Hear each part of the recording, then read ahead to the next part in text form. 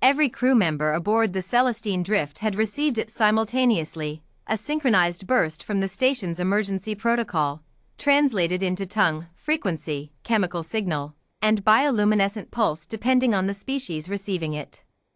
The message was simple. Do not approach the specimen in Hold 7. Ethan read it once, nodded, and kept walking toward Hold 7.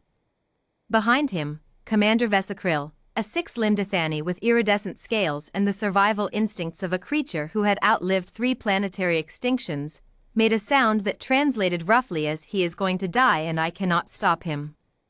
She was not wrong to be afraid. The creature in Hold 7 was a shadow eater. Even a juvenile one, barely 3 rotations old by its species reckoning, was considered one of the most dangerous organisms catalogued in the known galaxy. Shadow eaters existed in partial overlap with dimensional space, meaning they were never fully here. Their bodies consumed photons as nutrition, bent gravity around their forms instinctively, and communicated through pulses of localized fear that could shut down lesser nervous systems entirely.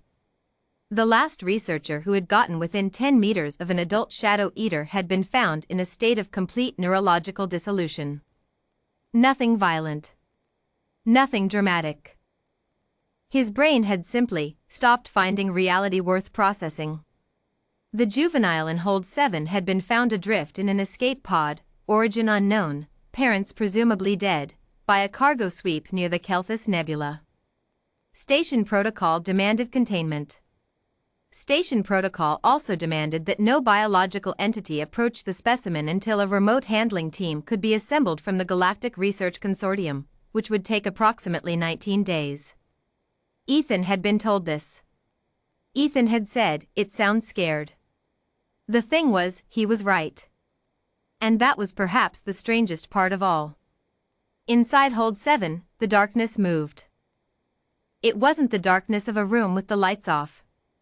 It was a living dark, a breathing shadow that pooled in corners and stretched toward the ceiling in ways that ignored geometry. The temperature sensors read normal.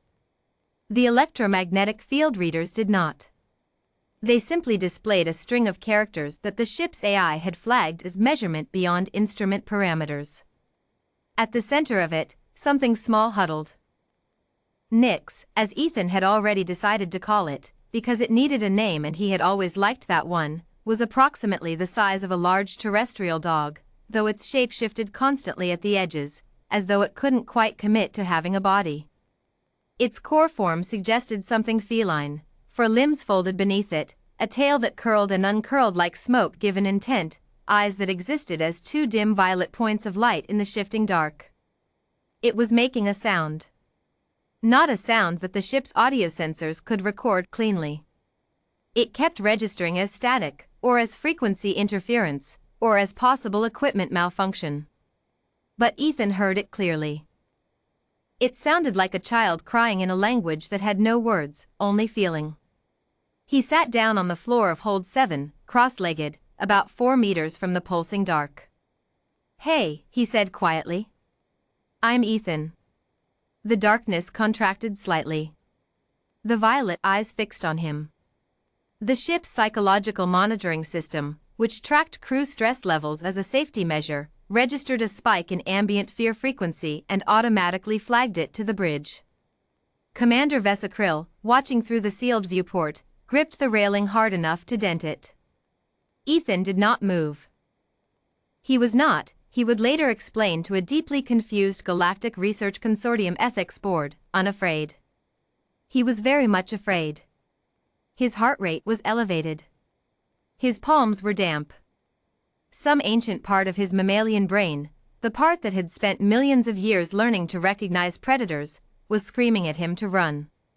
But another part of him, the part that had grown up with a grandmother who said scared doesn't mean stop, was watching a small creature shaking in the dark and was simply unable to leave.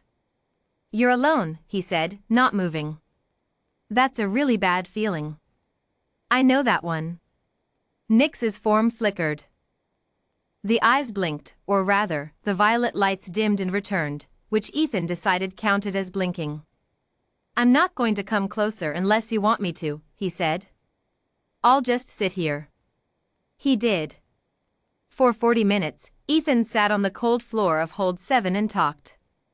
He talked about Earth. He talked about his first research posting, the one on the ice stations of Meridian 9 where he'd been the only human for 8 months. He talked about loneliness and about how strange it was to be a species that needed connection so badly but kept ending up alone in the dark anyway. The shadow moved. Not toward him aggressively. Not as a threat. It shifted the way a cautious thing shifts when it is weighing the possibility that something might be safe. Ethan kept talking. He talked about his grandmother's garden. He talked about how humans had a habit of naming things they were afraid of, because names made things smaller, more manageable, more real.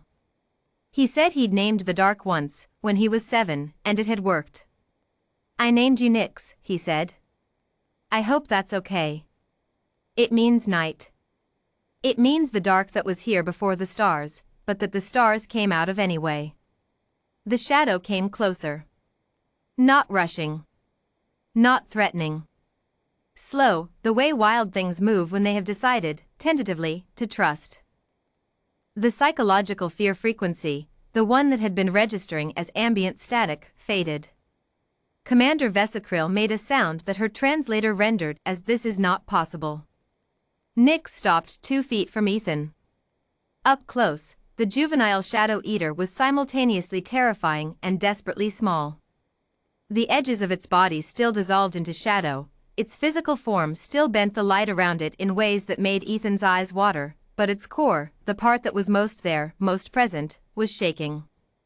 Ethan stayed very still. "Hi," he said softly. "You've had a really hard time, haven't you?" Nyx made a sound. It registered on the ship's sensors as critical instrument malfunction, please reboot. Ethan heard it as a purr. He exhaled slowly, and very carefully, very slowly, reached out one hand open, palm up, the way his grandmother had taught him to offer a hand to a frightened animal. Nothing happened for a long moment.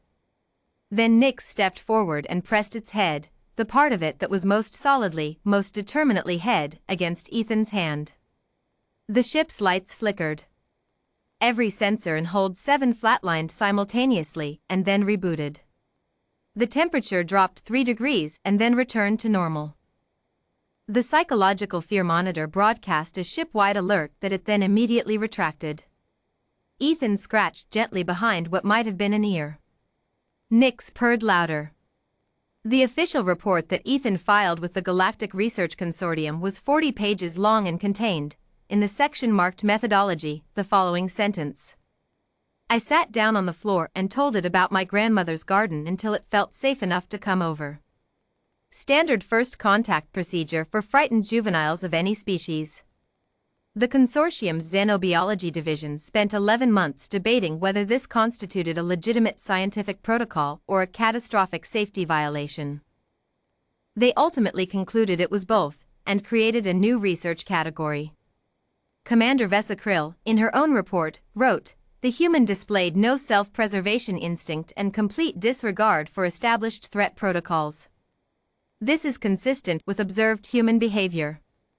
Somehow, it worked. I do not have an explanation. I have filed a separate psychological evaluation request for the human, which he declined, saying he was fine and then offered me a beverage." She also noted, in the final paragraph, that the juvenile shadow eater now refused to enter any room that Ethan was not in. That it followed him through the ship like a piece of darkness that had decided to become a shadow. That it purred when he talked, and dimmed its violet eyes in what their new xenobiologist had tentatively categorized as contentment. That every other crew member still could not come within 3 meters of it. That Ethan had started leaving his door open at night. On the 19th day, the Galactic Research Consortium's remote handling team arrived with specialized containment equipment, 3 certified xenobiologists, and a fleet of sensor drones. They found Nyx asleep across Ethan's feet, purring in frequencies that made the drone's instruments red error. Ethan was reading a field report and occasionally scratching behind what was probably an ear. The lead xenobiologist stood in the doorway for a long moment. "How?" she said. Ethan looked up. She was scared, he said simply. She just needed someone to sit with her in the dark. Nix purred. The darkness breathed. And somewhere in the ship's logs, the fear frequency monitor read, for the first time since Hold 7 had been sealed. Ambient threat level, 0. Some species conquered the dark. Humans just sat down in it until it wasn't so frightening anymore. For both of them.